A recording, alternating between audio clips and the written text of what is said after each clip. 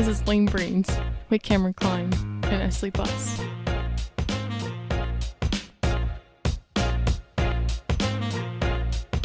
All right, welcome to a special episode of Lane Brains Podcast. We're doing a before and after UFC 242, Abu Dhabi. It's 242, right? It is? I think so. All right. Yeah. Who knows? There's too It's many. There. It's There's too many. Something. It's Khabib, Poirier. There you go. Barbosa and Felder. Jeez, that took me a while, even though he's one of my favorite fighters. But all right, super excited about this card. Obviously, I didn't realize how excited I was until I started watching the vlogs.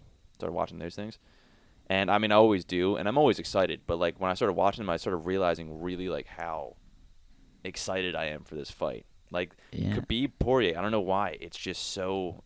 It's a massive card. I think. It is. Yeah. I mean, even though it's not the deepest, I think it's a really big. Anything with Khabib on it is going to be massive. Yeah. I think at this point, he's gotten to that the superstardom level. I think. Yeah. At least 100%. Overseas, and I think here too. But I would definitely overseas. In Russia, he's their number one athlete. I think they love him. I mean, would you say he's probably one of the number one Muslim athletes in the world, if not number one? I would say probably. Yeah. I mean, I guess we don't know because we don't really know a lot of It could be soccer players. I don't know, cricket.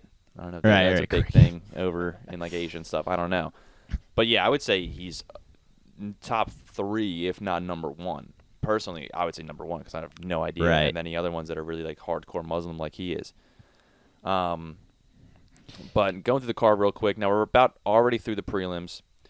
We just saw Joanne Calderwood against Andrea Lee. Not sure of the decision yet. It's coming up next. But overall, good fight.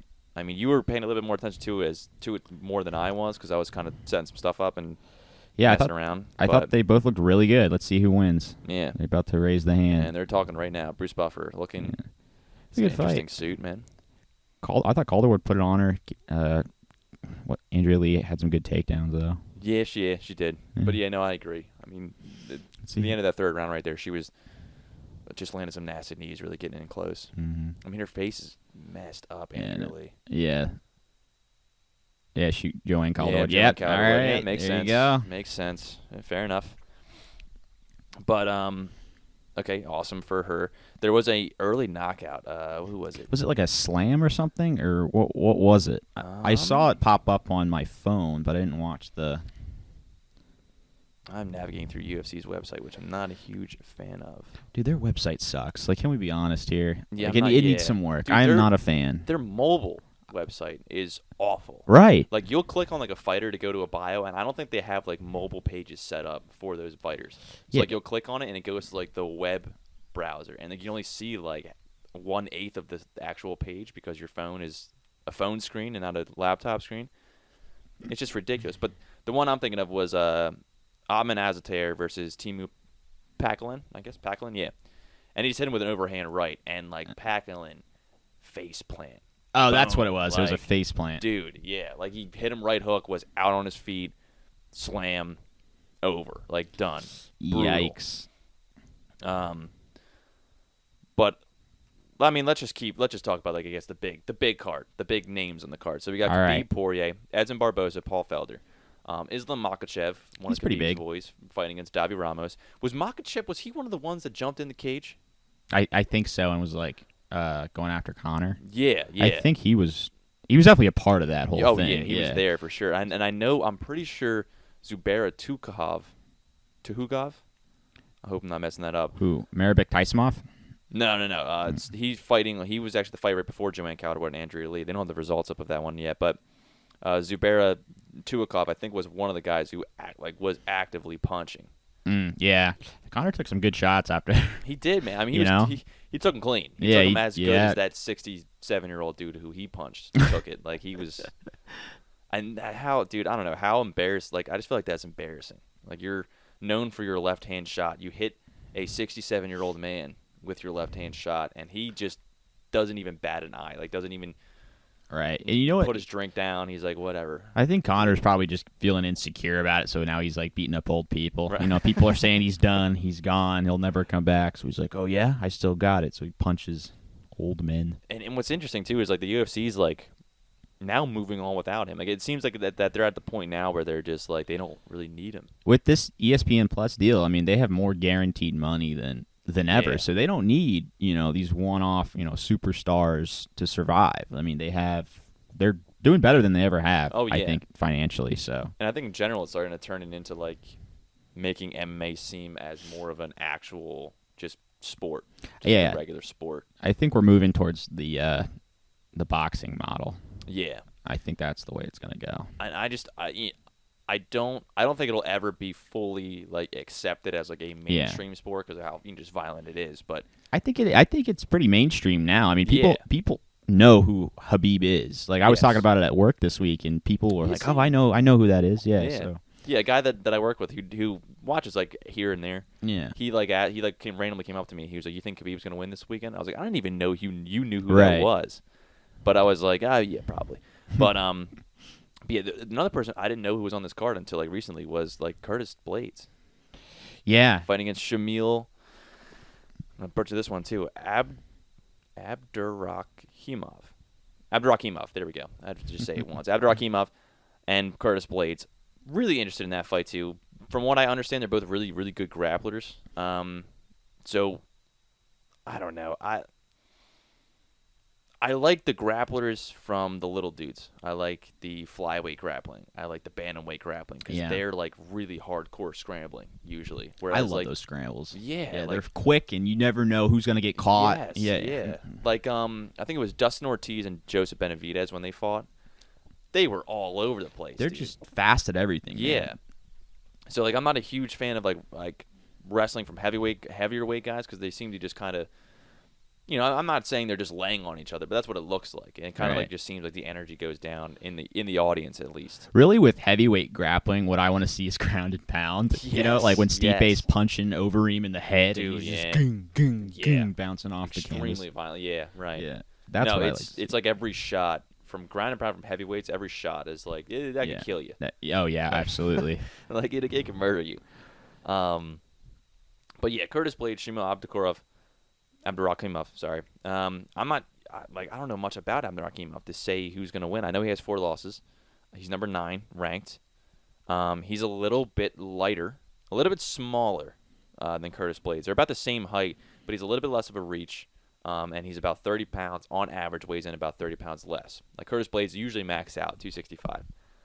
Shamil usually comes in like 240, like that Stipe Okay. kind of Yeah. like weight, which could serve to help him in terms of how quick he is, but also could hurt him because Curtis Blades is an extremely good wrestler.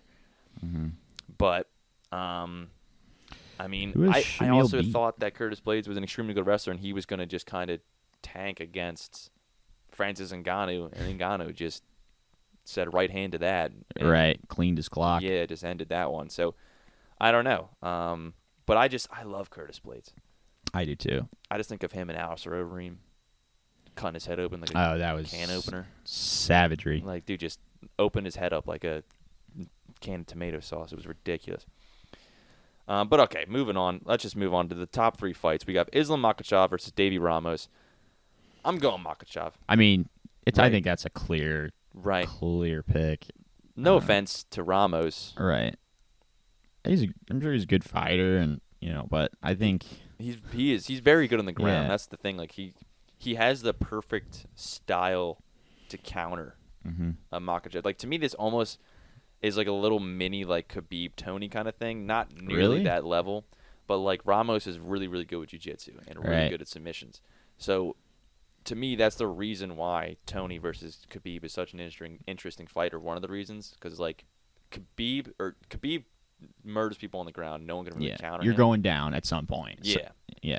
Doesn't matter who you are, you're going to be on your back at some point. Right. And Tony's, super nasty off his back. Right, exactly. Yeah. Yeah, exactly. Like and so are some other people like Barbosa, like and Khabib just ripped through those guys too. Yeah. But I just feel like Tony's a little bit he's like the next level. Like Edson's a Right. black belt in jiu-jitsu, he's a beast, but like Tony's like There's levels to black belts. yeah, right. Yeah. Yeah. And Tony's just at a completely different level. I mean, he Darce choked Barbosa. Right. Like it just inhuman. But I see it kind of like that in a way, and I'm super excited for that because it's like we can kind of see like, okay, well, can this extremely high level of jiu-jitsu can it counter that Right. Dagestan sambo wrestling type style? That Dagestan tank. Going off that, I think Islam is way closer in skill to Habib than I think Davi Ramos is to Tony Ferguson. That's a good point. So that is a very good point. I mean, you can kind of base the prediction off that, I think, but I don't know. No, It'll be interesting. I'm super excited to see that fight. Yeah, and I 100% agree. I'm picking Makhachev. Yeah, me too. Like almost immediately. But yeah, no, that's a very good point actually, the way you put that he's much closer to Khabib, because I agree with that. Like Makhachev, I feel like is going to quickly rise in ranks. He already is, but I think he's going to just shoot up there quickly, Right. and he's going to be a really big problem for a lot of people. But I mean, if Davi Ramos can get through Islam Makhachev, there's a good shot he could get through Khabib, I guess. In theory, if he does pull it off. Right. But do you think this is going way down the line, but do you think say Makhachev just tears through the lightweight division, gets his way up? It's possible. Do he and Khabib fight? I don't think so. I don't think so either. I think Islam lets Habib keep the title. Right. Yeah. How does does he do that forever and then eventually is okay, time's up? I could see Habib being like, look, I can't deal with this fame, I can't deal with all this stuff, and then kind of giving it up and letting whoever take it. So Right. if he's in that conversation, then I can see him. And you're right. Like Khabib has said before that retirement is closer than a lot of people. He's not going to be doing this for 10, Yeah. 20, 10, 15 years. So Yeah, he said I think he really wants to fight. Like he said, he really wants to fight Tony. Yeah. After this, and I wouldn't be surprised if after that he's and I'm good. if I'm Habib's manager, I'm going Tony Ferguson, GSP out. That's yeah. the plan if I'm on his team. And I know GSP said he's not ever fighting again. Well, we've heard that before, Right. but GSP wanted to fight Habib, I thought, at one point. Yeah. Yeah. So I think there's a good chance that fight gets made if they're still both up to it. willing, yeah. And I think they both are. I think they both are, and I think the fans 100% are too. And I think GSP could win that fight. I think GSP could win anything. You're right.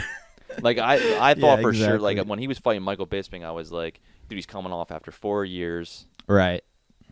Bisping's much bigger than him. This is going to be really tough, and he still Beat the brakes off. Yeah, man. He looked like he just fought a couple months ago. Right. Yeah. And he just was primed. He's just a savage to me. In my opinion, he's the greatest ever. Right. I know there's think so, arguments too. for John Jones too, but I think just because of the lack of scandals that come with Georges St. Pierre, that's what, in my opinion, puts him above. But yeah, I would love to see that fight too. But on to the co-main event. So we have Edson Barboza, Paul Felder, a rematch. I think Barboza takes it. I would think so too, originally. But they both. The thing is a lot of people are saying Paul Felder has improved a lot. So has Edson True. Barboza. They fought a long time ago. It was a while ago. But I don't know. I just feel like Barboza is he's been in a lot of wars. A lot of really tough fights. He struggled recently with some grappling parts. Right. For example, against Khabib. And Is this his first fight since Gaethje slapped him in Philadelphia? yeah. And again, he's been in these wars, and knowing him, he's gonna try to produce that same type of fight. He's gonna be all in at Felder's face, and I think that he could Get caught. but I think he's better than Felder on the feet for the most part.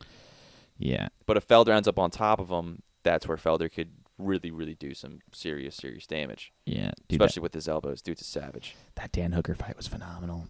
Oh my, yes, it was. Wasn't it? It was awesome. Kevin I love Lee beat Dan him. Hooker in general too. He's amazing. He's fighting on that Adelaide card, I think, right? Or the Australian card. I think he wants to. Is It's it- not already planned. Is it in Adelaide or is it in Sydney? Where is it? Do we know? You've been That's a talking good about it a question, lot. dude. But I'm gonna look up Dan Hooker real quick. See what he's done recently. Wrote Dan Hooker's. Oh well, that's a Forza habit. But yeah, I love watching Dan Hooker. But yeah, that's a prime example. Dan Hooker is an absolute beast. He just beat the brakes off of James Vick, like made it look like he almost didn't deserve to be in there. He just crashed through Gilbert Burns, Jim Miller, like all these guys. He just went right through. And then he got to Barbosa, and I thought it was going to be more even than it was, but Barbosa took that and ran with it. Yeah. And yeah, for that reason, I would think that he's going to beat Felder again. I mean, I think Felder's right at that level, like right up below that level for those guys with Barbosa are at. Right. And, I mean, I think he's good enough now where this is his best shot to kind of prove himself and get into that picture. Yeah. I mean, he has a good shot of winning. I think Barbosa's will can break if you really put it on him. Really, right, yeah. Right, like Gaethje put it on him. And Kevin that's Lee put what it I on feel him. Felder's very good with. He's very good with putting that pressure on, especially then clinching and grappling and stuff like that. Yeah, but it's really up to see if Barbosa's will break. So, I mean, anything can happen. Yeah. And again, I am a little biased toward Paul Felder. He's from I love Paul Philadelphia. Felder. I love him. Yeah. Barbosa trained in Toms River, New Jersey. That's true. That's true too. Yeah, and I like both of them. Not like knocking Barbosa at all, but yeah, I don't want to see my boy in Felder. I don't want to see my boy get slept. I don't want to. I definitely don't want to see him get slept. Yeah, and like when Barbosa sleeps people, he doesn't like sleep people. Like he comatoses them. Like he arguably could have murdered a few people. I think everybody thought Terry Adam was just dead. His career was done. Yeah. Like he fought like a couple times after that, and like before that he was a savage, and then he just gets put into a coma, and that's it. But yeah, and Barbosa can do that to just about anybody. And then finally we have Khabib Poirier. Yeah, like when I was talking to my girlfriend recently, and she watches fighting all the time too, of course, as you know. But I was just saying how now, like we were just saying before, with like how Connor's stock kind of going down and ESPN's going up for people like Khabib. Part of the reason, when I see Khabib when he fights, I feel like there is a different level of energy to it now. Like there's a McGregor level of energy of like. I think he's right there with Nate Diaz, Connor. I think Khabib's right in that picture. Yeah.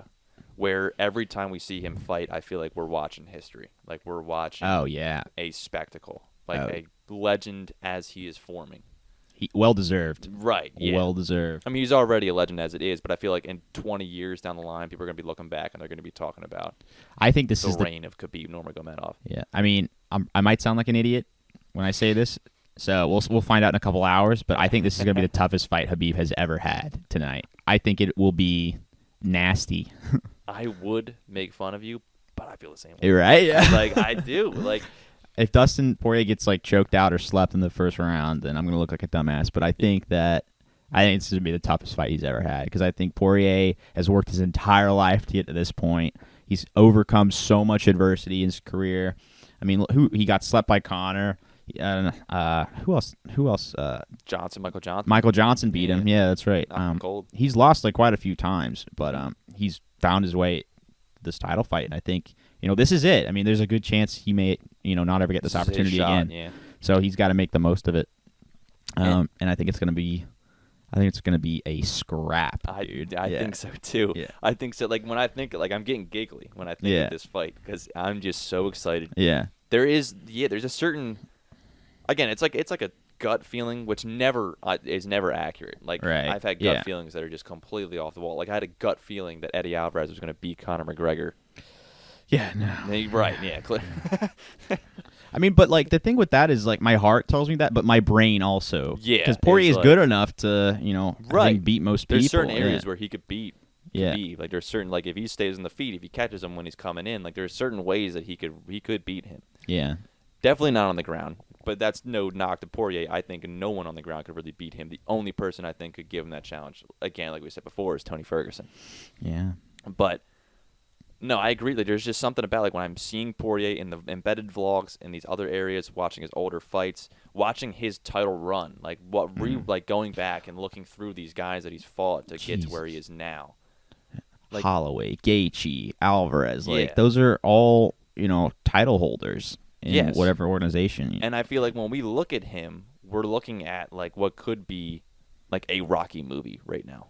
I hope so. Like where he's worked his way up, everyone's counting him out, and he somehow pulls it off. And then when you actually look back, you look at the people he fought. It's like, why didn't we really consider him? Like Yeah. he's a savage. He's a beast. And my favorite thing about this whole fight was leading up to it, where like I've heard him in interviews. I heard him in like long form podcasts where he's talked a lot about his life and just how much of a struggle it's been, where he's been in and out of jail, in and out of juvie, like dealing with all kinds of things, problems in school when he was younger because he was constantly fighting, constantly getting in trouble, and just how he's turned his life around. And he said it before, I guess when he beat Max Holloway right after that fight. I stayed up till 3 a.m. that night because I was so captivated by Poirier and how he was talking in the post-fight interview, and the way he ended it, where he just said, I'm going to have 25 minutes to make life fair. Dude. When I fight Khabib. Well, he didn't say the Khabib part, but like that was what he was talking about. And I got chills when he said that. I was like, that was... Did you see Did you see the half chub, dude. Cam's Cam's looking like he's like saw a ghost or something. Dude, I have almost goosebumps right now when I think about him saying that. Like it was a movie line. It was a movie line. Right. Like, did you see, and how about Holloway's Instagram post after that where he's like, they've been fighting forever. Like he talked about Dustin and his wife. He's like, they earned a belt a long time ago, and then he says diamonds are forever. Oh God. Fully erect. Dude, I know. And he has the reach. It's only 2 inches, so it's not like insane, but it is there. And the other thing too is, like we kind of talked about before we started the podcast, that like I have to give credit to Damon Martin, the journalist, for it, because he's the one who tweeted about it and gave me this idea. Was that, given the arena there, which was built for this event, which is insane. It doesn't have great ventilation. It's in Abu Dhabi, so it's like 100 degrees. You said it was, 95 degrees? Yeah, we just checked, and it was about 95 degrees Fahrenheit. Which is insane. Yeah. And with poor ventilation, it's humid. So it's a couple things. One, Dustin Poirier is from Clearwater, Florida. And he's born in Louisiana to begin with, Lafayette. So he's used to being in, like, hot, humid weather all the time. He's accustomed to that. Right. Number one. Number two, if they get sweatier, which in theory they will because it's hotter and they're fighting and it's ridiculous. They're ridiculously hot, I mean. If they get sweaty, it's going to be harder for Khabib to grab a hold of him. Oh, he'll slip right through. He'll slip right out. And I just and that goes to add on to what you were saying about how this is going to be the toughest fight Khabib's had. Even if it's not Poirier, like he's going to be able to slip out easier than a lot of other people have in the past. Yeah. Let's see. I don't know. That Herb Dean doesn't look super sweaty right now. We have the pay-per-view up in front of us now. Yeah, he doesn't look too bad. It doesn't look too bad. No. Yeah, Mary Tyson doesn't look too sweaty. So it might not play much of a role. But he looks like he's got a little. That could be the Vaseline, but I think like once the fight gets started, you'll start to see people drenched. Yeah, you'll start to notice it. But all right. So before we end off, final picks. We'll start with Makhachev first. Okay. Well, we already have Makhachev, right? Yeah, correct. Okay. All right, we'll just end that one there. Makhachev. Okay, Barboza, Paul Felder. Barboza. Yeah, I'll go with Barboza. My mind's telling me something. My heart's telling me something else. I know. It's all in fighting. It's always like my brain says this, but my heart says this. Yeah. Kind of. If it turns into a brawl, I could see Felder taking it. Okay. But if Barboza is playing it smart, and I think he will, Barboza's going to take it. So I'm gonna have to go Barboza as well. And then Khabib Poirier. See, the same thing. My heart says Poirier. My brain says Khabib. I think Khabib gets it done in the 4th or 5th round. Okay. I think it goes pretty deep. I like that. I like the round. We'll add that in, dude. That's good. I like adding the round in. I'll say the 5th round. I think 5th Khabib. round. Yeah. Khabib averages a really long fight time usually. Yeah. He averages like 14 minutes, and that's with like 3-round fights. So Right. that's a really, I think that's a really smart, logical prediction. I'm gonna do it, man. I'm gonna go Poirier. I think Poirier's gonna catch him. Dude, With that diamond, hope so. Diamond fist. He's gonna catch him at some point. He deserves it, man. I hope so. It's just great to see. Every nerve in my Something body like is just that. calling me a fucking idiot right now. But I'm going for it, dude. That's Dustin all right. Poirier. I'm gonna go. He's gonna catch him late. At the beginning of the 4th round. Oh, That's where okay. it goes down. All right. The beginning of the 4th round, it goes down. Just Khabib's ass goes down. A clean uppercut. Head snaps back. It's like he's going to catch him with that. It's going to open up an onslaught, I'm telling you. Yeah. I'm telling you. That's how it's going to go down. But, all right, we will be back a little bit later on. It's going to seem like a moment for you guys, but it'll be a couple hours after this once the fights are done. And we'll see. Hopefully, for me, Poirier makes history. I know. This is a historic card. So, good luck to both of them, and we will be back. Okay. So I was wrong. Yeah, I was wrong too. Well, you were right. You just were wrong about the round. Yeah, I don't know if that was the fight of Khabib Nurmagomedov's life per se. Like it seemed like it was pretty straightforward. And you were both wrong about that. There is a Twitter account. I gotta scroll down real quick because I did. I'm gonna just go to my likes. That's what I'm gonna do. Go to my likes. Boom. Cameron Klein 15 on Twitter. Like it, ladies and gentlemen. The MMA dude at Phil the MMA dude. Big fan of his account, honestly. He's one of those guys who tweets it like it is, in my opinion. But he said, I really hate to say it, but McGregor did better than Dustin. You think so? I think so. Really? Yeah. I mean, McGregor at least won a round against him. I guess. And I felt that he did a little bit better of keeping Khabib from being on top of him. But at the same time, Conor did also grab his shorts, grabbed the fence, grabbed his gloves, kneed him in the head when he's going for a Kimura. He broke so many different rules. Every rule that is associated with being on the ground, Conor broke. Sure. Basically. It's not his best place to be usually. And he knew that too. That's why he was kind of freaking out a little bit. Yeah. But yeah, I mean, I felt that. I don't know, Dustin. He did fine. There's a point at one point where I don't know. Looking back, I may feel differently, but he seemed like he clipped Khabib. Yeah, I think he did clip Khabib and had him a little earned his respect a little bit. Yeah, he was on his toes a little bit. It was that was it the first round or the second round where Dustin just kept coming forward and Khabib's like, okay, well now I have to. It was the second round. Kept coming. I feel the same way. Yeah, it was. Yeah, he had him backing up a little bit, but I don't. At the same time, Khabib never looked nervous. Yeah, he didn't look like he was.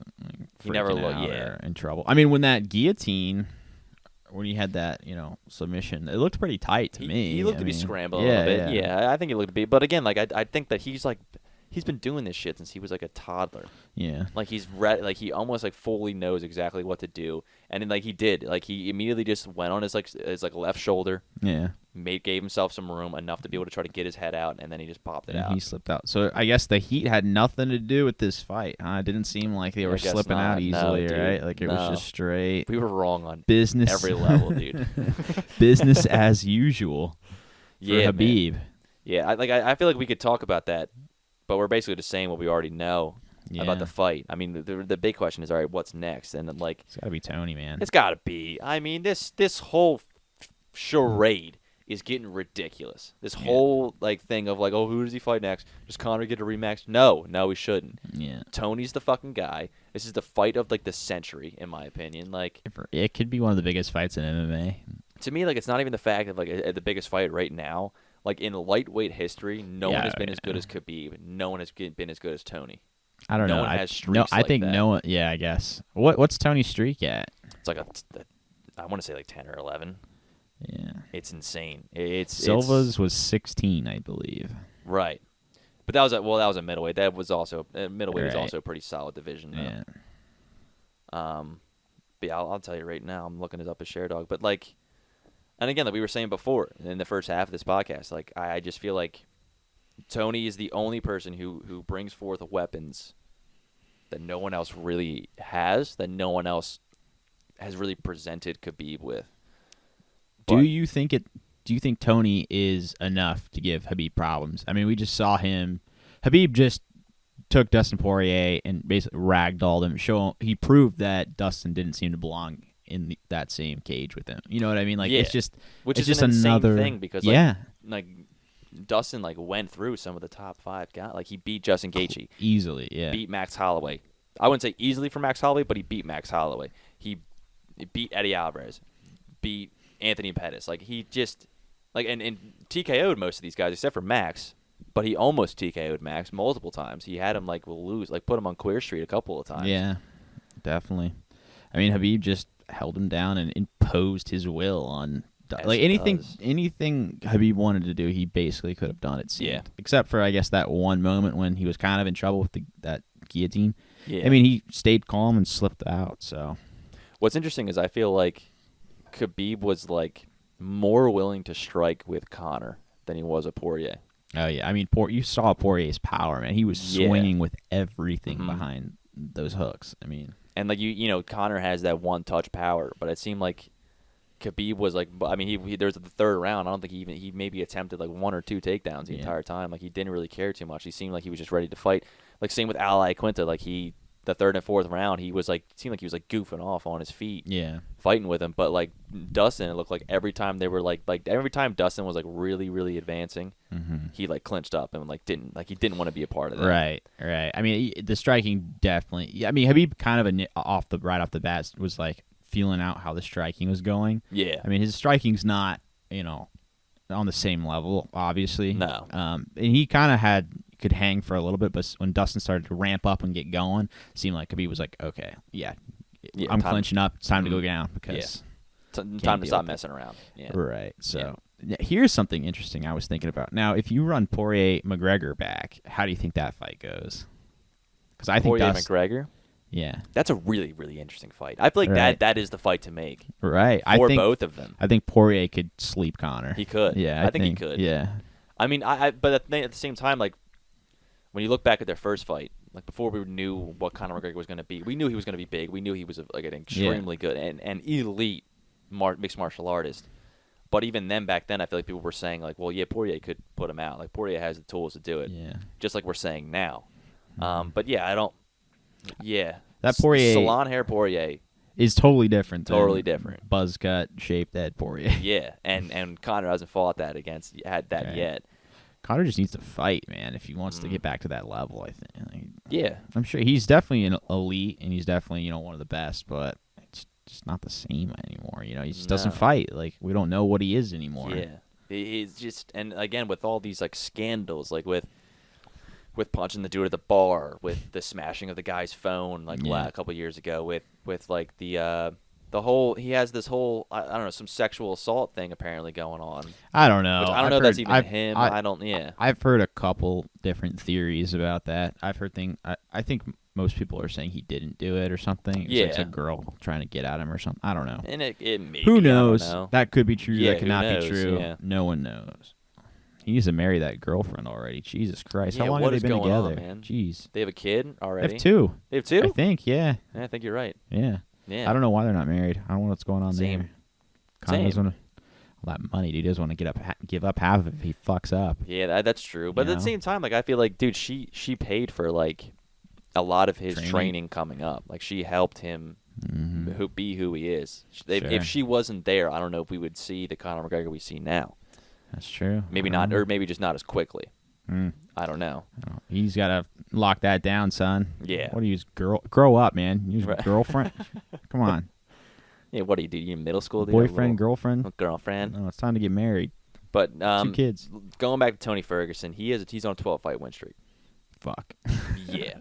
He fought, I'll tell you, Mike Rio, Katsunori Kikuno, Danny Castillo, Abel Trujillo, Gleison Tebow, Josh Thompson, Edson Barbosa, Lando Venata, Rafael Dos Anjos, Kevin Lee, Anthony Pettis, Cowboy Cerrone. Oh, God. I mean, who else has other than Khabib, who else has a rap sheet like that? Come on. In that division, it's just there's almost no comparing both of their rap sheets against one another. I'd like to watch. Have Tony and Dustin fought before? I don't think so. No, but that'd be a banger awesome. too. Banger. That'd be a banger, yeah. But again, I just don't. I just feel like we have this opportunity to have what could be the highest level of mixed martial arts in a fight we've ever seen between Tony and Khabib, and we shouldn't jeopardize that at all. You think we see it next year? I don't Or know. into this year? I don't think the end of this year, the way Khabib was talking. where he's saying, like, I want to take a break. Which, I mean, I don't know what he's been doing. Yeah. But, like, weren't you just suspended, man? He Right? was suspended. But he had said that, I think he was trying to make a joke. He said, I'm going to take a couple of days and then we can talk about it. I'm like, what? What does that mean? Yeah, right. He had a ton of time off, right? It was like Right. from October until like this month, right? Pretty much, from what I think, yeah. Yeah, so we should see that fight either early next year into this year. Like, I hope. Thinking maybe like April, April March, next like year. one of those, like one of those I like think- spring cards. I think definitely March would be. Ideal. I think March would be the Yeah. best. Like In a perfect world, it'd be March. Right. Like we know he doesn't fight in the summertime because of Ramadan. Right. We know that happens. Maybe, who knows? They could pull a trick out of their hat. It's like, that New Year's Eve card. Dude, yeah, That'd that be would sick. be that would be insane. Yeah, like you're saying, you never know. Maybe he's saying that now, but then like a month from now, he's like, nah, I want to fight. Exactly. Again. Yeah, I don't like know. he wants to go. But I mean, Khabib is on a 28 win streak. Jesus Christ. Like he's man. never lost, so it's pretty ridiculous. But for the UFC, he's been on a 1, 2, 3, 4, 5, 6, 7, 8, 9, 10, 11, 12 fight win streak. It's time, dude. 12 and It's 12. time. Dude, That seals it, man. that's the fight, man. That's the fight. That That's is the always fight. been the fight. Yeah, that has always been the fight. Yeah. And I just like it was funny. You had a theory like this was like a while back. Mhm. Me and you were talking, and we were like, it was I think the last time it was set, Tony versus Khabib, Right. and Tony tore his ACL saying Mhm. hi to somebody and turning too quickly, which is just a freak accident did you- type thing. Did you see on Instagram before you finish about like him? Something I think it was like pulling out the stitches or something. That cut was disgusting. Oh, from dude, the yeah, he's surgery. posted like multiple times. Yeah. Why does he do that? I don't know. It's disgusting. It's awful. Yeah. Anyway. Anyway, dude, yeah, no, it's gross. But anyway, yeah, like you were saying, like when that fight got called off, you were like, I think the MMA gods, like either this fight's gonna happen and one of them's gonna die, Right. as a This result, is not meant to be. or they're gonna like this is safe. Like the MMA gods are waiting for this to be an actual title fight Yeah. because that's the only way this deserves to happen. Yes. Is a 5-round title fight between the two. Oh my god. And like again, Khabib is a savage on the ground, but Tony's a beast off the back, and his elbows are razor freaking sharp. He's going like most fighters, their game plan is okay. How do I not get on the ground with Khabib? And I feel like Tony's is like once I'm on the ground, what do I do? Yeah. And he knows like I'm gonna And cut his that's- ass up. yeah. I'm gonna knee him when he comes in. Like he's gonna make him pay every time he tries to take him down. And I think that's what it's gonna take to give Habib a fucking test, man. 'Cause, Yeah. like these are not tests. Like these fights we've seen lately, like they're just Habib ragdolling fools. Like, Yeah, man, it's hard to watch. It is. dude. It's so hard to watch. You feel bad for the fighter because they're trying everything they can to get back up Everything. and keep going. But And they are it's top of the world athletes. for sure. It's not just anybody, right? Yeah, like they have these are guys who like since like they've been like in middle school like like in the middle school wrestling team haven't been able to like be held down. They'd be able to Right. just get right back up, like Sure. put like really pull out every ounce of power they have of their body to be able to get up. And they're now doing that with this guy, and it's just not working. It's because like- he's so good. It's like sheer will and heart is not enough. No. To beat Habib. Like No. it's nowhere He near laughs enough. at that shit. Yeah, he eats exactly. that shit for breakfast Yeah. and laughs at it. It will never be enough to Like, beat oh, him. you want to get up? That's fucking adorable. That's not Right. gonna be enough It's to not get gonna off. happen. Not be enough to get me off you. Nope. Tony Ferguson signed the contract. Let's do it. Yeah. End of the year. Yeah, Dana basically apparently is saying like if for any reason he doesn't take the fight, that it's good that Conor McGregor quote unquote makes sense. So I think mean, what he's saying no. is, if Tony gives me any bullshit, I'm giving this to Conor right away. Yeah, I think that's what they're saying. And I feel like this is my opinion. I have no evidence to back up this to make it a fact. It's completely my opinion. Mhm. But my opinion is that he's looking to make that Conor fight happen again. Yeah. Whereas as soon as Tony's like, I think I want like $10 more. Like I want like 1 penny more Conor. than what you're paying. All right, well we're giving it to Conor. Then fuck you. I wonder if he's got Conor backed into a corner right now, and so he's thinking like, well, now I can get what I want from Conor and have like an easy negotiation with him. Conor might be in a tight spot, and that's why he's That's a saying really that. good point. Yeah. I didn't think about that. And that is a really, That's really what good I'm thinking. point. He's Yeah. thinking Connor's itching to come back, Mhm. and I've got the one only up. way I've you got get this rematch, this Yeah. title fight, is if you take it for this amount. Right. And he's Yeah, got that's Connor a very backed good up. point. So maybe that's what they're trying to do. It creates a big profit margin because he could be like, because you're going to make a shit ton of money Yeah. off of Khabib and Conor yeah. together, no matter what. Those two guys alone are going to make a shit ton of money off of. I don't know. Do you think people watch that fight again? Like, it wasn't very competitive at all the first time. Yeah, but with I agree. I mean, I guess you won the one round, but Yeah, that, and I think the biggest thing is just the brawl afterward. the drama surrounding That's it. the drama. Yeah. Yeah, the drama is what's going to fuel that. Yeah, that was 100%. great. Oh, I loved it so Oh, me much when he too. jumped out of the cage. Oh. Oh my god. Oh, I love, I think every MMA fan just loves chaos yes. to some extent, Yes. right? Like, you love Yeah. seeing that. The only reason why an MMA fan watches NASCAR is the hopes that there's There's a like a crash. 15 car crash. Yeah. Like, 100%. anytime there's someone wins and it causes the division to turn upside down. Yes. Love it. Yeah, I dude, love it. 100%. Like Yeah. my favorite fight is the first Nate fight with Conor. Because Yeah, it turned everything yeah. upside down. Yeah. he just took everything that the UFC, like MMA fans thought that they knew, and flipped it on its head. I love it. I love when there's stuff like that. Like, everyone's like, "Oh, that left hand could put away anybody." Nate Diaz was like, "Ha ha ha, motherfucker! No, it can't." Yeah, and then remember Connor with the bus. Oh god, Oh. it was so good. Dude, I remember the day that happened. I was walking to a class in my college, and it was a PR class. I remember it so vividly. Yeah. Because I remember like looking at my phone and like there was a bus incident, and I'm like, "Oh, a bus incident? Like, what is that?" And then like I just started delving deep, and like I started talking to like kids who I had never talked to throughout all my college career. Really? In my class, like we were all raving about like this That's whole thing. And as I crazy. was like figuring things out, I was like telling them. Everyone was like freaking out. Like it was this whole thing. Like, dude, he smashed this bus. Like this That's is crazy. so funny. Like 3 fights are called off. Like As it was mayhem. happening, so as that story was like unfolding, I was working on a final project for one of my classes. It was like a media class, and my project was to make like a magazine. So, of course, I did it about mixed martial arts and the UFC and everything. So, I was like doing a story about one of the fights, and all of a sudden I hear like my phone just starts blowing up because it goes off with like tweets from all the UFC people, like Ariel Helwani, Luke Thomas, all those people. right. So like it's just like every couple minutes something would happen. Like the story would just keep coming as it was unfolding. So, yeah, it's so good. Loved it.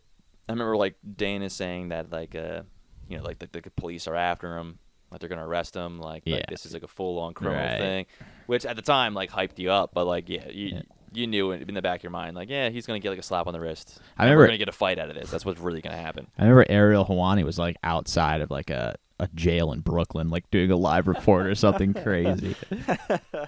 Because it was like such a big deal. Oh man, it was great though. It was a full spectacle. Like it had everyone's attention, and I feel like that's what like prize fighting right there is about. Oh yeah. But so the other big thing, obviously about this card was Paul freaking Felder, dude. Yeah. Paul Pulled it off, freaking man. Felder. Pulled it Good off. for him. I mean, I don't know. I don't know how I would judge that fight. Round by round, I think Paul definitely won the third round. Hands down, won the third round. There's to me almost no debate. Paul won the third clearly round. won the Barbosa third thought round. he had it. He thought he won the first two by a long shot. Yeah. Just trying to cruise. The second round, to me, could have gone either way. Right. And the first round, I think, also could have gone either way, too. I feel like Barbosa was landing the harder shots throughout the fight, but Felder was advancing more. And Felder was landing shots, too. Like, it was about an even amount of shots. Obviously, Barbosa was just landing a little bit harder, but Felder was just advancing more. He was constantly putting Barbosa back against the cage. But like you were pointing out, I think it was in the second round, that like every time Felder like closed in on Barbosa, he would just Circle back, Circle cut right off back the cage to get back in the middle. yeah. That was definitely the game plan. Mhm. I would give it, I would say it was 29-28, but I couldn't tell you what fighter won. Yes. But it was yes. definitely 29-28. 100%, yeah. I tweeted that at one point too. I was Yeah. like 30-27 is ridiculous. What planet are we on, man? Yeah. Like that, there's no way. 29-28 for either of them makes absolute sense. Yeah. Like I could see that going either way. Again, a little bit biased because Felder's a Philly boy, so I was super happy for him. But yeah, that was. I mean, that was also again like everything I think everyone kind of wanted it to be. Yeah, that fight delivered. Yeah, Absolutely. Like they were both landing again, both advancing, both landing a big amount of shots. They were constantly moving, even when they were grappling.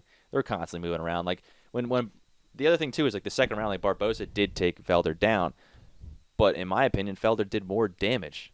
Despite the fact he was Right. on his back, he still did more damage than Felder did while on the ground. Sure. Good But stuff, man. I was really impressed. Paul Felder did not give up, man. He kept coming, He's- and Barboza seemed to like wilt a little bit under the pressure. yeah, and he dropped off. seemed to just get like exhausted quickly.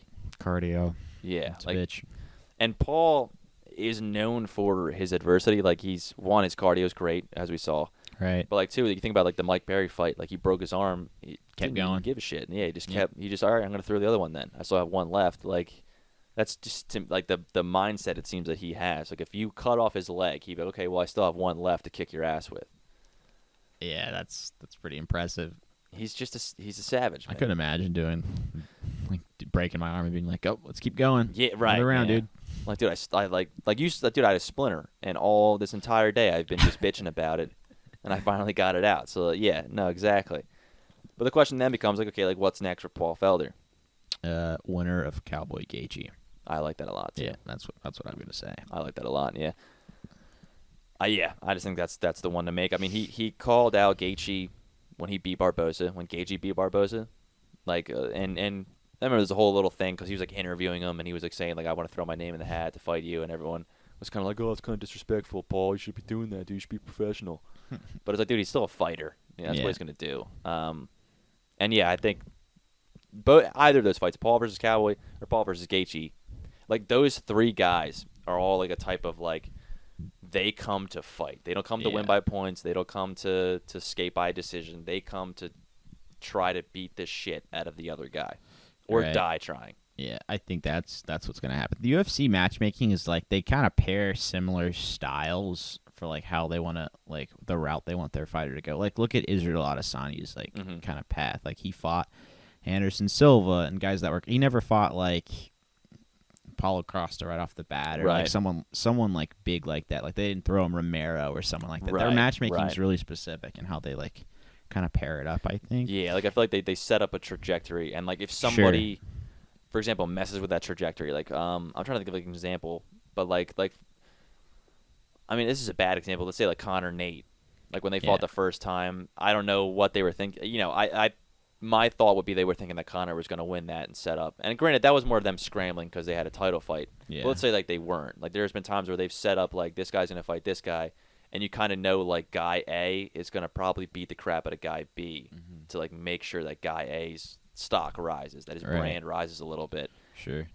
But say guy B wins, a lot of times it's always a win-win for the UFC. Like if guy B wins, Oh. it's like okay, well now we have a major upset and we can brand this guy too. Yeah, that's what I think I'm trying to hint at is like it will always be a win-win for the UFC. Like they will always like whoever wins is good for them. Like Yeah, that's how they yeah. make fights, I guess. Is the best way to put it. Yeah, and no, they're very intelligent on how they set this stuff Yeah. up. More so, I would say, than other organizations. But again, we're also like in America. Like a lot of people rave about one as well, but I just don't know a lot of fighters there because we don't wake up at like 6 o'clock in the morning. Yeah, it's really tough for us to do. Even like the Risen or the Ryzen, however you say it, fights they're tough. I try to watch some of them, but Yeah, it's yeah. so tough. Like I have to stay up, watch the UFC, and then turn on Right. another card. Here Right. we go. Here we go again. Yeah, like Right. today's card was special because it ended at like 5. Right.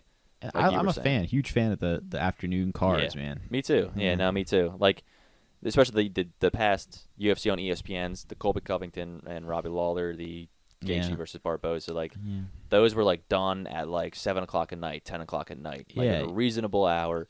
Go home, relax. Yeah. It's great. Hang out with friends, talk about the fights. Like, you don't have Mhm. to go home and go right to bed. Like, you're not struggling to like stay awake Yeah. for these fights. Absolutely.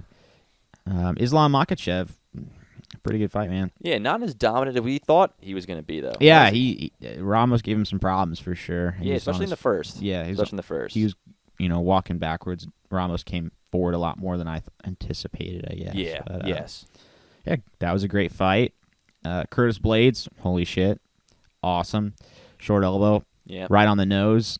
That's what he does. I wonder man. if his nose was like completely fucked. I don't Yeah, know. yeah. I don't know. Yeah, Because dude, like, I know you ran out to get food. dude, I know. I know. I'm upset about it. I'll see it. I'll see it. at some point. Well, actually, you know what we can do? Hold What? on. Oh, you got the Roku. Dude, That's I'm gonna right. turn dude. on right now for you, Yeah. man. I think because I saw a second ago that it was actually Like available for playback kind of thing? yeah, the replay was already up, like Oh, right after that's the card. great. So I'll throw it up now. That's great. All right, yeah, do that. But I mean, looking at the stats, like you look at the stats, it's horrifyingly one-sided. Really? 46 significant or total strikes to 3 in Holy favor of shit. Blades. 25 significant to 3 in favor of Blades. 5 takedowns to 0 in favor of Blades. Dude, it's what's weird is like when he was scheduled to fight Ngannou, I thought like this is like a great fight for Curtis Blades. Like he's a Sure. great wrestler. Yeah. Ngannou, like that seems to be his one weakness is the wrestling and the cardio. But he just got clipped by that right hand, overhand right from Ngannou. He's just a freak with that thing. Yes. But like I feel like Curtis Blades is like hands down one of the best heavyweights they have to offer. That is in the top 5. I don't know like what exactly it is, but he can't like get over the Francis Ngannou's of the world. Though. Yeah. You know what I mean? Like it's like that right at that level. Yeah. He's right there at being a title contender. And the fact that he is 28, like he has He'll get there, man. Yeah, I like think he he'll can definitely he can get there. get over that hurdle. Yeah, He's like right there. He's 12-2. Yeah, dude, he's just He's only lost to Francis, right? uh I guess. I'm not sure. In the UFC, I'm not sure. But 100%. yeah, he's Was the first Francis fight a no contest? with who? With Blades? Yeah. Or was that a DQ? Or I don't know. I So he lost to Francis once. right. Yeah, got And knocked out. Let's see. Sent to the Shadow Realm. Dude, he's only lost to Francis. Yeah. No shit. So, yeah. So whatever Ngannou it has is. his Fran- number, dude. Yeah, maybe it's just that, man. Maybe I'm totally wrong, and Ngannou's just got his number, and he's ready. Maybe, yeah. I think that could be it. Yeah. But like, what's next for Curtis Blades now? I mean, like, who else is in the heavyweight? Who else we got in the heavyweight division? We now have Stipe as a champion. Stipe. DC, I'm assuming, is number 1 ranked. Although I'm not sure where he is technically. Yeah, and you might be thinking about like retiring or. Right. I don't know where his head is at right now. Who knows? Then you have Ngannou, obviously. I gotta look at the Right. rankings now, actually, because Yeah. he's not. I know that Curtis Blades is number 4. And yeah, they have Stipe champion, DC number 1, Francis Ngannou number 2, Junior Dos Santos number 3. Has Curtis Blades Curtis hasn't Blades fought JDS, right? I don't think so. That'd be a good fight. That'd be the fight. I'd watch that. I think, yeah. I mean, absolutely. it's the only guy that's in that top 4 that he hasn't fought. Unless you would want to fight DC, but I don't see DC like willing to take that fight. Like to me, DC at the point of his career right now, it's like he's only gonna take like a really big fight, if that. Like maybe the John Jones fight, and I don't even know if he's gonna take that at this point. Dude, I'm ready. DC, like, I think we're good, man. You can retire. Like we've got, Yeah, we got a yeah. Miocic Jones fight to make here, buddy. Like, right. come on. And I feel like he like submitted his legacy to the fans. Yeah. Like everybody loves him, and a lot of people have this attitude of like, yeah, he lost to Jones, but the second time he lost to Jones wasn't clean. Sure. The first one is a thing of, and I feel this way too sometimes. And no disrespect to John Jones, I think he's an absolute savage and hands down the best fighter in the UFC they have right now, except for maybe for Khabib. But the first fight he had with DC was pre-USADA, and he looked phenomenal. And then post-USADA, every fight that he has been completely clean for, he hasn't looked entirely great. Like you have first the DC fight, he knocked him out, but he then gets popped for steroids. The Right. Alexander Gustafsson fight, he beats Alexander Gustafsson, but there's the pulsing effect. And although it might be 100% true, USADA might be absolutely 100% right that it was just a pulsing effect of the last time that it happened. But I mean, from what I read of the Turinabol that he was on, was that through the testing that they do have of it, which they don't have a lot of testing, that it would still be in someone's system after like 300 some days, but then they stopped testing for it. Whereas with John Jones, it was like 400 and some days when they saw it again. Sketchy. Right. So it's like they could be right that it's still not there, but the only reason why, to me, it's not 100%. Yeah. Whereas like the only reason why they're saying it isn't there is based off of a test that they stopped testing after 300 days but this is 480 days. So if they had continued the testing to say 500 days and it still popped up, then they could say, okay, it's 100% a pulsing effect. This stuff happens. Yeah. But they can't say that 100% for sure. So in my opinion, it's like, And then he had the Thiago Santos fight, which some people felt went to Thiago Santos. I don't know about that. I don't either. Yeah. I think John Jones You won could that argue too. it, But it was close enough to where it goes, okay, like the only times he has been 100% absolutely clean is like the Vince St. Preux fight problems. and the Thiago Santos fight. Yeah. Both of them, he looked not great. Oh. So it's like, okay, well, there's a little bit of an asterisk there, in my opinion. You think so? I mean, how much does that little bit really help? Or, like, how much turnabout was in his system? Like, how much? How You're much right. does that really do? Right. Yeah. Like, is he gonna be drained that much? I don't know. Right. But It's a good I don't know. point, I just too. think DC has done enough. Like he's Yeah. like, what more can he do? You know, like Right. he's got the heavyweight. Like he's 40 something, right? Right. It's time, man. Like you're good. Don't get any more damage. You got a boatload of money. You can Right. commentate for the UFC. You don't need to do this anymore. Yeah, You know, right. like we can do other things. And it's what's weird is like the fact that he's in the light heavyweight and the heavyweight division, and yet he still hasn't taken he hasn't really taken a crap load of damage. Yeah. He's only been knocked out twice. Right. So it's like get out now while you can. Exactly. Before you really, really get hurt. It can get ugly, man. Yeah, It's fast. those divisions, Yeah. 100%. Yeah, I mean you're fighting against the biggest men in MMA essentially. Yeah. Other than like the freak fights. Those sketchy Yakuza fights. Yeah, I mean they're awesome. Don't get me wrong. For but, sure. Yeah. See the one where that grandma fought what's that? Gabby Gabby Garcia. Gabby Garcia. Yeah, the jiu-jitsu girl. He's like Beat the shit out of her. big. Yeah. Sad. Remember, didn't Garcia miss weight for that? Probably. And the older lady was like yelling. I don't couldn't know. understand what she was saying, but yeah, she was. She was a like, straight really, clown, really dude. Pissed off. She was like a pro wrestler. Right. Like, it was just a shit show. Like It's rising for you, dude. I know, love it. It's It's so good. I try to watch as much as I can, but it's so hard yeah, to stay dude. up. It's amazing. Okay, here we go. We're Yeah, seeing here- the elbow now. Yeah, Curtis Blades. Oh my god, dude, he's just. Oh man, Bing, bing. I think this is the dude, end of just the round. ground and pound. Oh, that one landed clean. Yeah.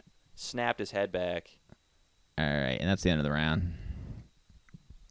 Oh, dude, how do you get back up? I from know. that? He's got the shit beat out of you. How do Is you this get guy back even? up? Was this guy even ranked? I don't think so. Oh god.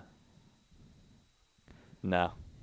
Curtis Blades is like, yeah, I'll beat the shit out of this guy and go take a vacation in Abu Dhabi. Like, It's like, sure. like, dude, that's the other thing too. Is like, there are certain divisions, and I think the heavyweight division this kind of applies to. No offense to the heavyweight fighters, but I feel the same with light heavyweight, where there's like the top 5, and then there's everyone else. Yeah. Like the top 3 or 5 guys are like just insanely different level than everybody else. I think lightweight's pretty deep. Like Gregor Gillespie can definitely hang. Right, exactly. Charles Oliveira, damn. Lightweight, okay, you could yeah. put like the top 15 guy against like the top 9 guy, and it'd be a great fight where they're Sure. both equally elite, equally great. Just the one guy hasn't had the opportunity yet, really, to get up there. Right. But I feel like Curtis Blades could be in that mix of that elite type for like the heavyweight division. Like he could Yes. be. I don't want to say like in the top. I mean, he is in the top 5 as he should be, but like I want to say one of the best heavyweights ever. He's not yet, but it's like he has the skills to be considered like one of the best heavyweights at the time right now. Yeah, he definitely. Like he's one of the best heavyweights in the world, guaranteed. I mean, his striking. It's where he needs improvement. Can get to that's easy to improve, I guess. I don't know, I feel like you could develop that quicker than his grappling skills, maybe. 100. Yeah, I agree. Yeah, 100%. Yeah, like it's harder to teach years of grappling experience, whereas with striking, it's a little bit simpler, but it's still it still takes a lot of time. Sure. But with the thing is like with his power, like with heavyweight power, you don't have to be an absolutely amazing striker. Right. That's If what you I can mean. Land that yeah, shot. that too, yeah. Yeah. Then once he's able to really, really land that shot well, he's gonna run with it. I mean, don't get me wrong. His striking's solid. Like he's number 4 in the world. He does enough to get by. It's like, well, to beat Stipe, right, yeah, right. You like know, I Stipe don't has know. very good wrestling too. Sure. So like he can almost match him there, and then you look at the feet. Okay, Stipe has a clear advantage on the feet Oh, totally. compared to the wrestling where they're both a little bit even. Okay, we're watching now the Curtis Blades fights in the second round, and I just saw 2 Chainz in the back. Shout out to him, dude. What was that on his head? Was that a rainbow? Do you see that thing on his head? I don't know what to call it. I don't know. What is I don't it, know a either. Shawl? No clue. I don't know. Like a scarf, almost. It looked like a scarf, just like on it, like a Yeah, it did thin, look like a scarf on his head. Yeah. fashion scarf. Wear in the wintertime for warmth. You wear it to like look good. It looked like something to keep out the sun. That's probably what it was. Yeah. And oh god, I didn't see, like, this is the things I love, man. Mark Goddard, fantastic ref, dude. I think he's the best ref right now. 100% agree. Mm-hmm. Like he saw that after Kimov had a hold of his glove, went over, took his hand off. This is a great Goddard stoppage as well. Once, like, I think. Oh, he's number 9. Excuse me, he was number 9. I did not see his name on the rankings. That's my bad. That's my bad. Sorry, Shamil. My bad, dude. He's good. Oh, yeah, but again, that's what we're talking about. Like, we're now seeing the number 4 against the number 9. The number 9 looks like he doesn't deserve to even be in there with him. Yeah, he doesn't. Yeah, he's just covering his nose. Oh, the blood. Yeah, and Goddard's reason for stopping was leaking out. I know when a fighter grabs his nose, that means they're not fighting or defending intelligently. So, like, yeah. No, I 100% agree. Dude. Yeah, great stoppage from Goddard. Like, I want like Goddard to be the ref in these like big fights. Where he has been a lot of times, but there's other big fights where he hasn't been, like John Jones's fights. Mm-hmm. John Jones has a tendency to have his hands fingers completely extended, poking dudes in the eyes. Yeah. Goddard is constantly on top of that shit. Yeah. Like, if you have your hands open, he will constantly remind you, close that shit right now. Yeah, right. Like, close it now, I'm taking a point. Right. And he's one of the refs, like, he will take a point away when he needs to, and I love it. I know. I feel like not enough referees take points away. Like, when people eye poke, grab the cage, kick in the nuts, like things like that. Like, he's, to me, one of the quickest ones to be like, okay, no, none of that. Love it. Did you catch that elbow right on the nose, dude? Here it is again. Here it is, super slow mo. Bang! Oh, his nose is broken. Yeah, that did it. Oh, dude, the blood immediately. Oh, God. He's grabbing his nose. Yep, great stop. He's like, stop. Okay, yeah, perfect stoppage. His ground and pound is nasty, like no other. Yeah, it's up there. God, I love Curtis Blades. Congrats to him, dude. Who are these other commission folks? Like, I don't know if they're cutmen or what. Dude, you know, I have no idea. Yeah, it is. There's quite a few of them that stand in the cage. It's an operation that has a lot of gears to it that I can't even begin to fathom and understand. Like, there's cutmen, there's commission dudes, there's referees, there's doctors, there's like just all these different levels of all kinds of shit. But who was next? What's the next fight? The next one. What, before Curtis Blades or after him? After him was Islam. Before him was Maribek Taisimov and Diego Ferreira.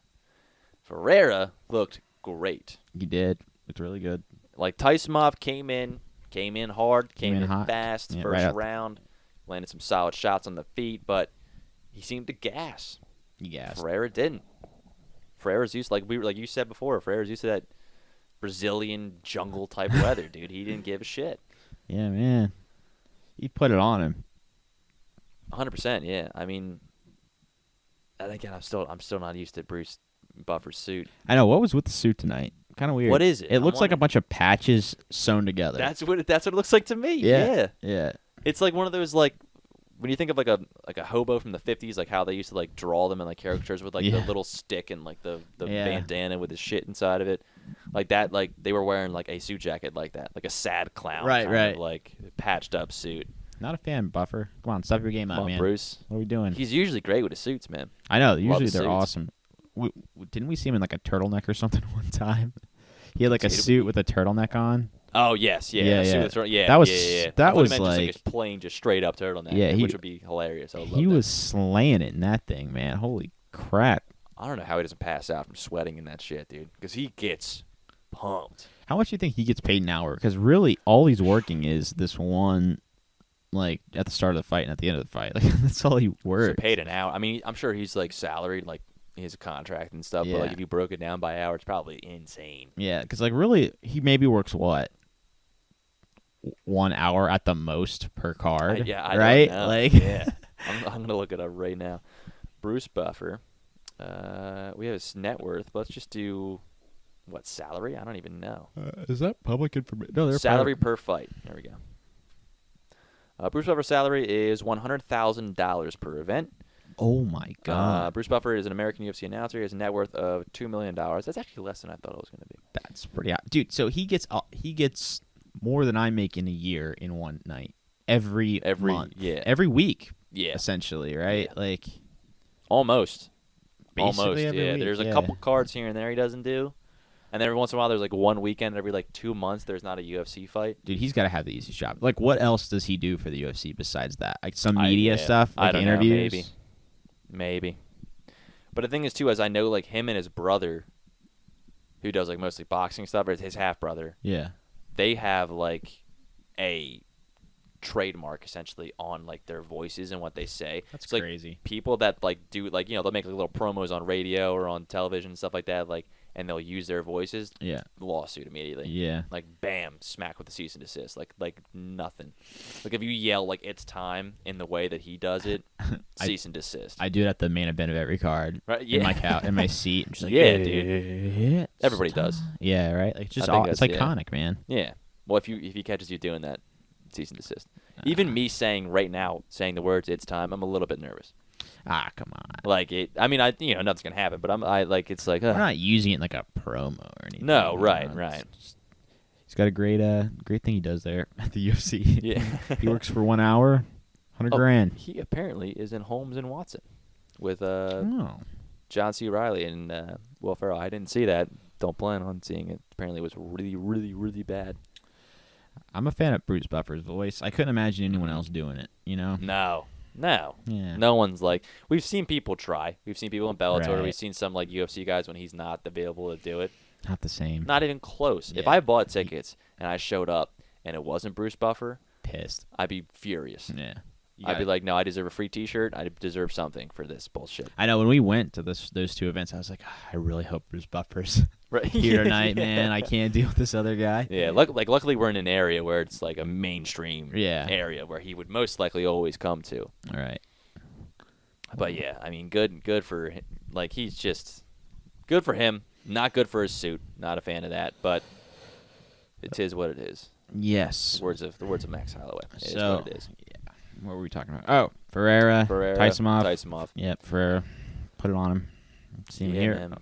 Just kept coming forward. I like this fight. It delivered. I think they all did. I thought it was a Yeah. good card overall, man. Nothing was crazy, insane. Like nothing was like Cyborg losing to Nunes crazy Yeah. kind of thing. But it delivered very well. The hype was there. I was super excited during the fight. Even the Khabib Poirier, I wouldn't say was one sided. Right. I would say Khabib clearly won, but it wasn't entirely. There's points where Poirier kind of put him in positions where it was Khabib was like a really good compare. Like he's similar to Mike Tyson, and like how long can this guy last with this dude? I see what you you're know saying. what I mean? Yeah. Like it's just how long can they last with Khabib? Right. And like not knocking Mike Tyson at all, but like in my opinion, like Vander Holyfield was arguably a better boxer. Like he was entirely a better boxer. Okay, all right, I think, all right. I was a little nervous saying think that. So.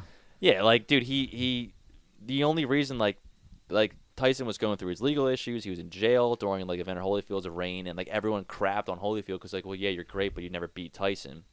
And then they fight the one time, and Holyfield was giving it to him.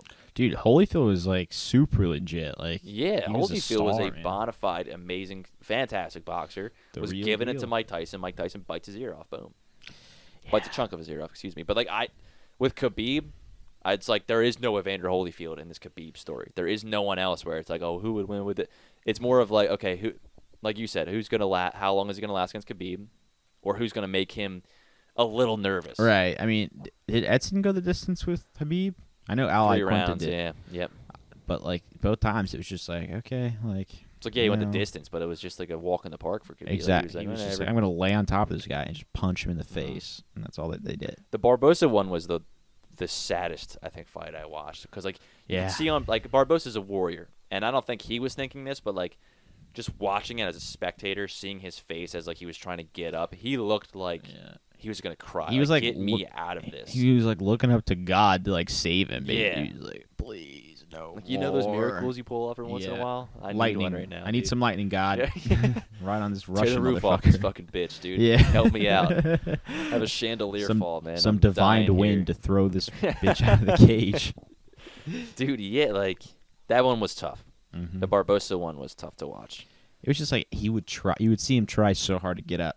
Not good enough. No way. Not at all. No way. Not with that technique. And what's funny was, like you said, as we were watching the fight where Poirier, we could tell, was doing that, like, sweep, like, twist move he where would he twist. was on the ground, Yep. like when Khabib was on his, like, kind of back where he was, like, hunched over. He would, like, twist real quick trying to, like, pull off a He wizard. would pivot and then try to throw Khabib off. Khabib would just Not enough. almost, Right back like, on. laughed on it. Yeah, like, he just, whoop. Nope, that was cute. Nice try, dude. Yeah, it seemed like that was Dustin and his camp's like big thing. They thought was gonna throw Khabib off and at least get him off so they could circle back again and reset. But nope. I think one thing we learned too is, like, you can't be against the cage against Khabib.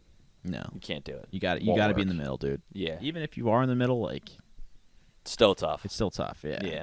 Because, again, like we've said, like, because his wrestling is so fucking good, his stand-up, which is good too. It's not amazing, but it's good. not it's amazing solid. at all. He can hold his own. He could hang a little bit. Yeah. Yeah. And the fact, me. like, you couple the fact that, like, his pretty good striking with his amazing wrestling makes his striking makes his striking great. Right. Because, like, you're so worried that he's going to take you down that you can't be as aggressive as you want to be on the feet. That's interesting. So he can be a little bit more aggressive, a little bit more. We definitely saw that in this fight. Yeah, like he can pressure a little bit more than anybody else. I feel like anybody with his striking ability could. He can pressure a little bit more than that average person because you don't want to take your mind off the fact that at any moment he could take you down. I think Habib's like head movement and striking defense is on point. Yes. Like I think that's where they spend a lot of their time because Yeah. Dustin was throwing everything, but Habib could just kind of bob, weave, get out of the way. He got away. Really Yeah, quick. even the point in like the second round, I guess it was when he kind of clipped him. At least it looked A like he little clipped bit. him. Yeah. Even then, like Khabib rolled didn't, with it. didn't you let him know? land. And a single shot after that for the next 2 minutes. Like he was very, very good about his footwork. Yeah, impressive stuff. It really was. That was a sick sweep right there. I love hip throws. Yeah. Love them. Great. Gorgeous. There should be more judo and MMA. Deserves to be there. Ronda Rousey, why would you do that?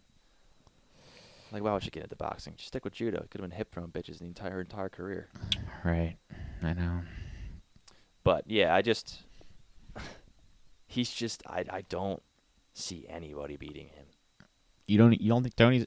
I think do it? Tony's the only question mark. He is the last beacon of hope before a Khabib empire. He's Obi-Wan Kenobi right now. Right, like this Habib empire is on the brink of taking over, man. Yeah. I mean, this could be if Tony loses, I don't know. Like I legitimately do not know who will beat him, you know. If Tony loses, there's no hope. Like right? Like this is Darth Vader in this Yeah. bitch. Like If Tony loses, it's over. And like he's not like Obi-Wan Kenobi where, strike me down, Darth, I'll come back more powerful than you could possibly No imagine. way. No, I strike you down, you're down. That's it. It's It's over. It's Yeah. over. No one. I mean, I'm trying to think. Like, there's no one I think that could hang after that.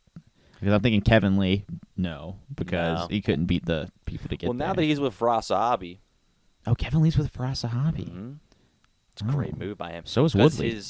Did you know that? Yeah, he's been training. Yeah, dude. Dude. Well, maybe Holy that's shit. Zahabi's the key.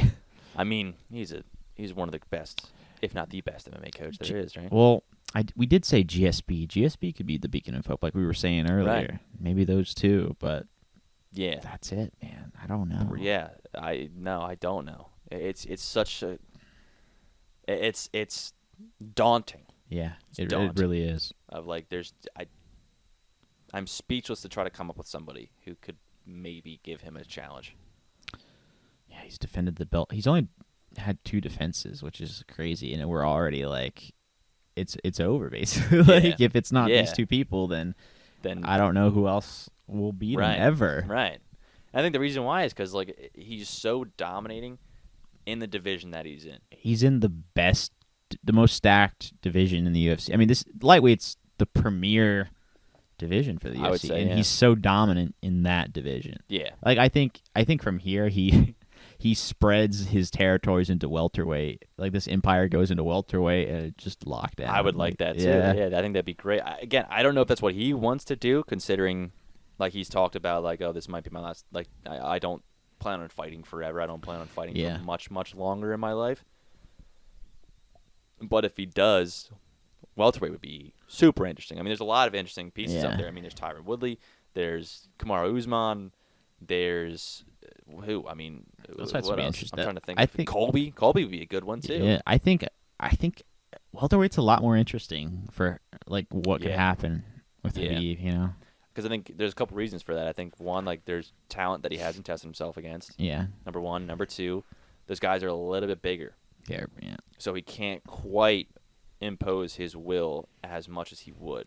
Yeah, maybe like that weight like offsets like how dominant he can be. Maybe, yeah. You know? I mean, it's a question mark. Who knows? Because I mean, what do you think they weighed going into the cage? Probably about 170, maybe. I'd say, yeah. I'd say probably at least around probably there. Like 170, 175, probably. Yeah. At least Khabib, 100%. Yeah. Yeah, but and then going into maybe Khabib might be like, you know, you say he feels like 185 to some of these guys.